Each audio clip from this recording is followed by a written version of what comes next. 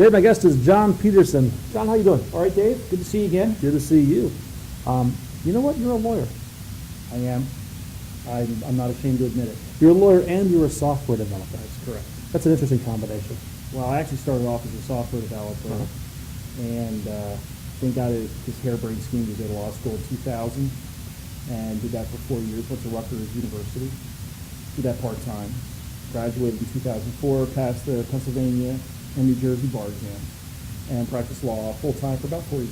What kind of law? Mostly business and transactional law, copyrights, trademarks, mergers and acquisitions, helping businesses sell assets or buy assets, independent contractor agreements, non-disclosure agreements, a lot of stuff that we have to deal with as software developers, particularly independent software developers. So now you're not actively practicing law. Now you're back in the software industry. Like just pulled your back in. It's my first love. Yeah. But that doesn't mean you don't have to deal with issues, with legal issues. You're an independent businessman, right? Right. You have to deal with them a lot. And in our business, we deal with it in our area of technology. And unfortunately, a lot of lawyers don't understand the technology aspects and how it impacts business. So we have independent contractor agreements that we deal with all the time. Okay, so you're talking about when a customer hires you to do some business, you have a contract that you sign, that they sign, right? And outlines the scope of work, outlines, for instance, whether it's work for hire. Usually they'll specify that it's work for hire, which means they own it. The things you have to be particularly careful of when you're an independent or when you're a contractor.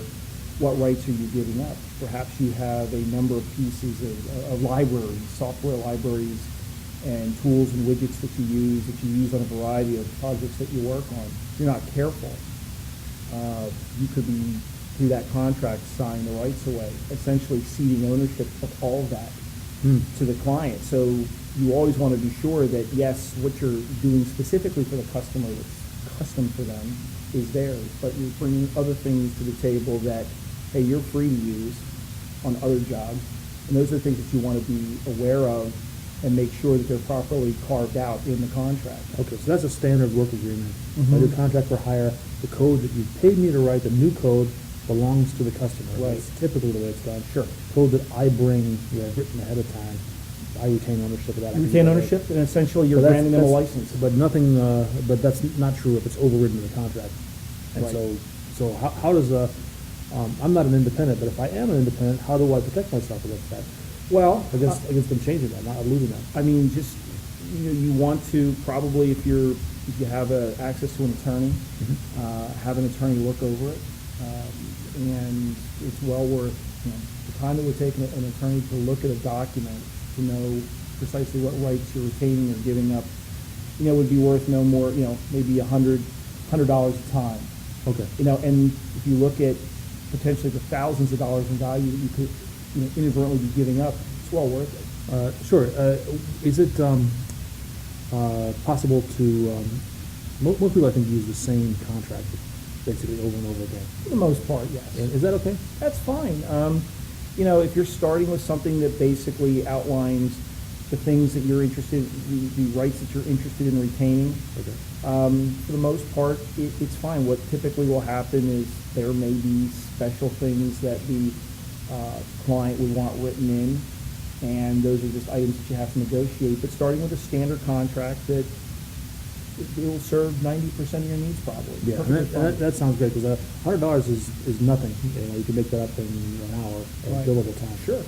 Typically, but if you're doing that, if you have a lot of customers and you have to show out $100 every single time, that seems overwhelming. Right, and you shouldn't have to do that. It's only when you encounter the exception cases. Well, hey, the customer wants me to do this, or they want me to agree to this. What are the implications? Or they've got their piece of paper. They also want me to. Well, a lot of times I don't even know what it says. Right. A lot of times they will be the one to well, we're going to create the contract, or we're going to give you the contract, and that's what's going to bind here.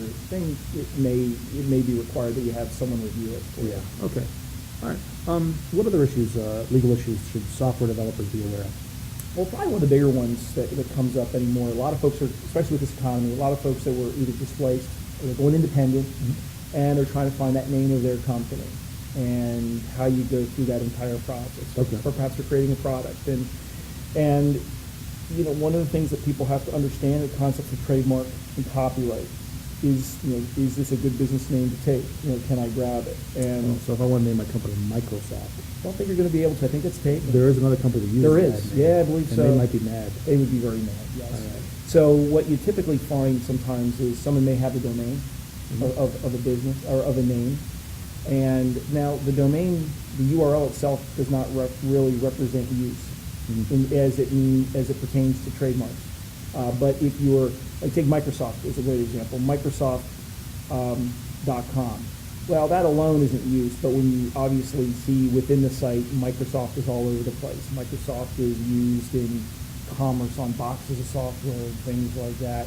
It's clearly used. So even if they didn't register that trademark, they're still using that trademark. That's correct. And there's a common law trademark. Of course, it's registered here in this case, but there are common law trademarks. And so you really need to do your due diligence out there and find out, does somebody have the domain? Is somebody using it? And those are questions that I get asked periodically. Someone has a domain, can I use it? And it's like, maybe, maybe not. It just depends. I should know this. What's the name of your company? Mainline Software Incorporated, because I live on the main line in Philadelphia, and it's been incorporated since 1999, so it's been around for a while. So you did some search and research to make sure that wasn't used anywhere else. That's right. I actually, and of course, I did that about a year before I went to law school, but I went to an attorney and shelled out about $1,500 worth of legal fees to have it all done and have it done right. I was thinking that the name John Petersen is not an uncommon name, and it'd be hard to trademark that. You don't really own your name. You don't own your name, and so there's a guy named Mike Rowe in Canada who wanted to create a company called Micro Software. Okay. Microsoft, I get it, Microsoft. It became a problem, and you can trademark your name. You certainly can. When we trademark things, sometimes it's limited geographically, line of business that you're in. When you look at Apple, the software company, there's Apple Core, the music, the people that own the entity that owns the rights to the Beatles catalog. They use the same name, but they're somewhat distinct areas, although now Apple in the music business, not so much anymore. Right. So, you don't own your name. Interesting. So can I name my company David Giard Inc.? Sure. And can I trademark that? Sure.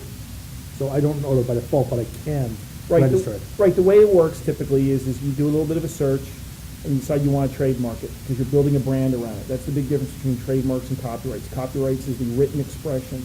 Trademark is about the branding. Okay. So you could go out and you could trademark that. You could register it. It's then published for opposition. It's for other people to see. Oh, David Girard. So I've been using that name for 20 years. They would contest your registration. I see. And if they don't, then it gets, then you just continue to use it and you acquire rights. Okay. Does it matter whether I'm an independent software developer versus whether I'm an employee of a company? Do I need to think about different legal issues? Sure. A lot of employees do things on the side, writing software. Mm-hmm. And typically the distinction is that when you're an independent and you're writing software for somebody, the default rule is that you own the code as the independent. For employees, the rules are reversed. Your employer presumptively owns the software, unless, of course, you can show that you did it on your own time, with your own resources, not using the equipment or software. If I take my company laptop home and I type some of that code using the company laptop, They own it. They own it. They own it. They own it. It's a hard thing to prove. And you can, sometimes there are agreements that you sign, employee agreements that try to blanket, say anything that you do in the course of employment, we own. And, that's very far-reaching stuff. And some of those topics came up in some of the open spaces, talking about over the course of the Dublin conference. And so you have to be aware of that stuff. And, of course, anything can be contracted around. Right. But those are the default rules, and you have to be very, very cognizant of that. What else? What other things I need to be? I honestly, I spend very little time thinking about legal aspects of my business. Maybe I should be. I mean, it's really, you only get into these issues if something sometimes goes wrong, or you're wondering if Too late, then, and isn't if you it? can, well, you're wondering if you're allowed to do something, copyrights and taking things off the internet to use in a PowerPoint presentation, stuff like. Talk about that a little bit, because I did this recently. I had a presentation this morning, and I went to Flickr and I searched for Creative Commons Yes. photographs. Right. And I put a lot of photographs in my presentation that made it look real snazzy and real nice. And that's perfectly legitimate. Tell me about Creative Commons, because I'm just learning this just now. Creative Commons is a form of licensing that was started by Professor Lawrence Lessig. I think he had started it when he was still with the Berkman School at Harvard, and then he changed and went to Stanford to be a professor at the Stanford School of Law. And he basically created this thing called Creative Commons, and it's basically just a more simplified way of expressing a copyright where some rights are retained, but it also has a twist of something called copyleft. Copyright, the rights that I have as the copyright owner and the creator, but then how about your rights as somebody who, wants to use this, or if you acquire a license? So what rights do you get? And with Creative Commons, it makes things more shareable. Right. Now, the basis of the bargain is when you take it subject to Creative Commons, you can't change that. You can't all of a sudden just use it and try and stop other people from using it because you don't have the copyright. Okay. But what it does do is it takes the air of uncertainty out. It's Creative Commons, and that's the cool thing about Flickr. You can say, just show me the images that are licensed and copyrighted subject to Creative Commons. I did that, but it's not binary. There's not just Creative Commons. There's attributes, there's I've forgotten what they all are, but there are different types of Creative Commons licenses. Right. So basically you can you read through it, but essentially the idea is you can take these and you can use them. Mm-hmm. Basically in the public domain, but not quite, because there's still a copyright attached to them, but at least you now have certainty to know, I can use this without fear of being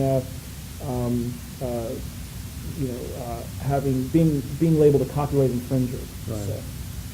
So. Any other issues I should be worried about? Probably there's just copyrights, trademarks as they relate to software, independent contractor agreements. Those are the big items, and what I'm doing more and more at these conferences, I'm going to be talking about them. I hope to be talking about them at Code Mash. I'll be there. I plan to be there in wonderful Sandusky, Ohio. As you know, Sandusky, Ohio is the home of Callahan Auto Parts. Finest brake pads in the world. Bring a tear to my eye. In January. I know you have a blog. Do you have a blog about legal issues?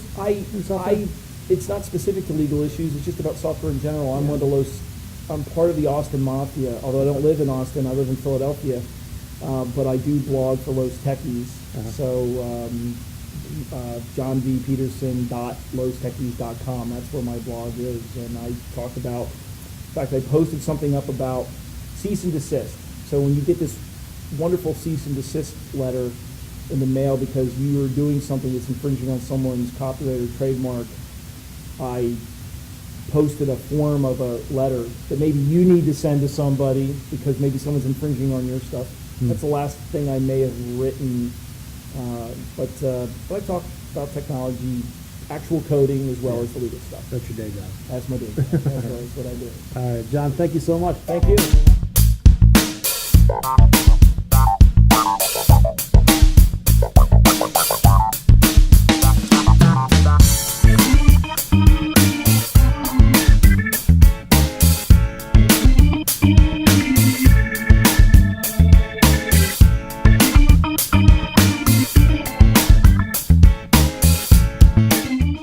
Always great to be here on Technology and Friends.